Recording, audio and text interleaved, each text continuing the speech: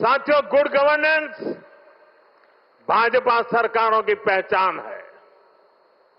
भाजपा सरकारों के लिए जनता जनार्दन ही सर्वोपरि है। आप ही हमारा हाईकमांड है। हमारी लगातार कोशिश रहती है कि जनता का जीवन आसान बनाए। यही हमारी नीतियों में दिखता है, हमारे निर्णयों में दिखता है।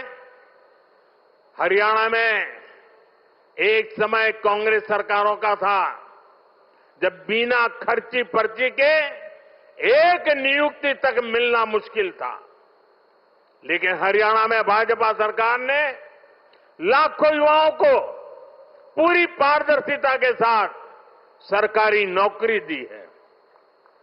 नायब श्री सैनी जी के नेतृत्व में ये सिलसिला लगातार चल रहा है।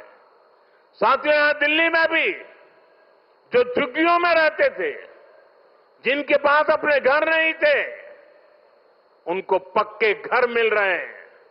जहां बिजली, पानी, गैस कनेक्शन तक नहीं था, वहां ये सारी सुविधाएं पहुंचाई जा रही है। और अगर मैं देश की बात करूं तो बीते 11 सालों में रिकॉर्ड सड़कें देश में बनी है। हमारे रेलवे स्टेशनों का कायाकल्प हो रहा है। वंदे भारत जैसी आधुनिक ट्रेनें गर्व से भर देती है। छोटे छोटे शहरों में एयरपोर्ट बन रहे हैं। एनसीआर में ही देखिए कितने सारे एयरपोर्ट हो गए। अब हिंडन एयरपोर्ट से भी फ्लाइट कई शहरों को जाने लगी है। नोएडा में एयरपोर्ट भी बहुत जल्द बनकर तैयार होने वाला है। साथियों, ये तभी संभव हुआ है जब बीते दशक में देश ने पुराने तौर तरीकों को बदला है। देश को जिस स्तर का इंफ्रास्ट्रक्चर चाहिए था, जितनी तेजी से बनना चाहिए था, वो अतीत में नहीं हुआ। अब जैसे हमारा ईस्टर्न और western peripheral expressway, Delhi NCR को इसकी जरूरत कई दशकों से महसूस हो रही थी। यूपीए सरकार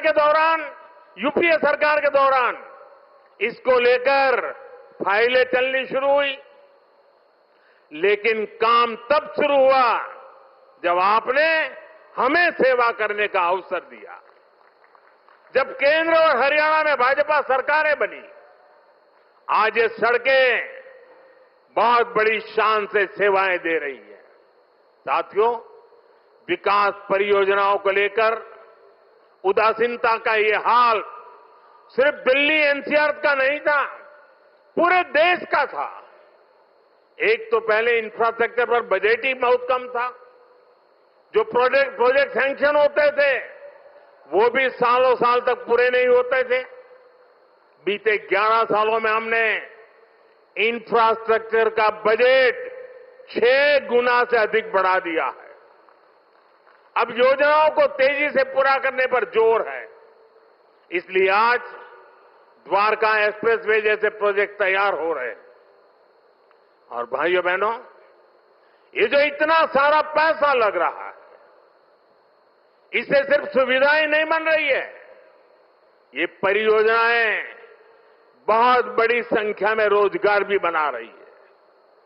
जब इतना सारा कंस्ट्रक्शन होता है तो इसमें लेबर से लेकर इंजीनियर तक लाखों साथियों को काम मिलता है। जो कंस्ट्रक्शन मटेरियल यूज होता है उससे जुड़ी फैक्ट्रियों में, दुकानों में नौकरियां बढ़ती है। ट्रांसपोर्ट और लॉजिस्टिक्स में रोजगार बनते हैं।